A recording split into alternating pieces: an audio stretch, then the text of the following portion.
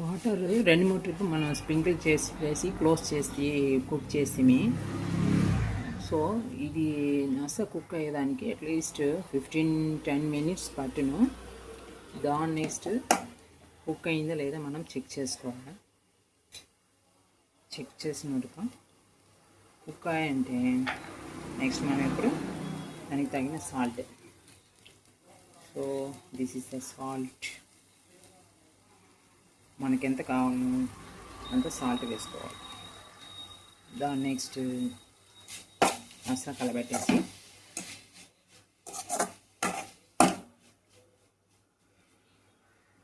దాని వెనుక 1/4 స్పూన్ వేయించిన మిరపొడి ఉంది మా ఇంట్లో. అది వేయించిన మిరపొడి జస్ట్ కొంచెం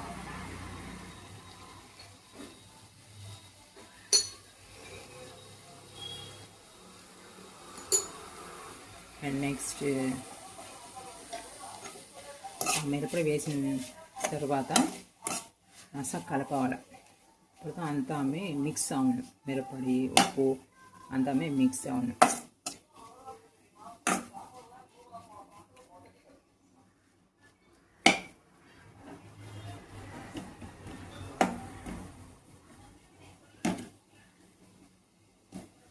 మిక్స్ అవును.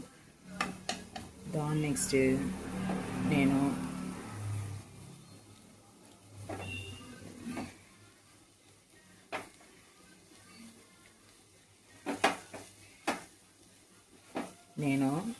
తాలింపుల పొడి అని చెప్పేసి ఒక టెంకాయ పొడి అనేసి నేను రెడీ చేసి పెట్టున్నాను. అది 1 స్పూన్ నేను వేస్తున్నాను. ఈ మాది క్యారెట్ పొరియలు, బీట్రూట్ పొరియలు, నెక్స్ట్ బిటర్ గార్డ్, ఈ మరి పొరియలు చేసినప్పుడు ఈ ఒక పొడి నేను వేస్తున్నాను. అప్పుడుదా దీనికి హైలైట్ టేస్ట్. సో ఇది ఎప్పుడుమే మా ఇంట్లో రెడీగా ఉంది. సో దీంట్లో కూడా వరమలగా నెక్స్ట్ మిరపొడి అంతా మిక్స్ అయిన ఈ పొడిలో కూడా గార్లిక్, ఎండిపోయిన కొబ్బరి ఉంది కదా, ఎండిన టెంక, అది అంతా మిక్స్ అవును. కొంచెం సాల్ట్ కూడా వేసి ఉంటాను. అది స్టోర్ చేసి పెట్టేసి నేను ఫ్రిడ్జ్లో పెట్టుంటాను. అది మాది బీట్రూట్ పొరియలు, క్యారెట్ పొరియలు, బిటర్ గార్డ్కి అంతా ఆ పొడిని యూజ్ చేస్తాను. Next it is going to get ready now.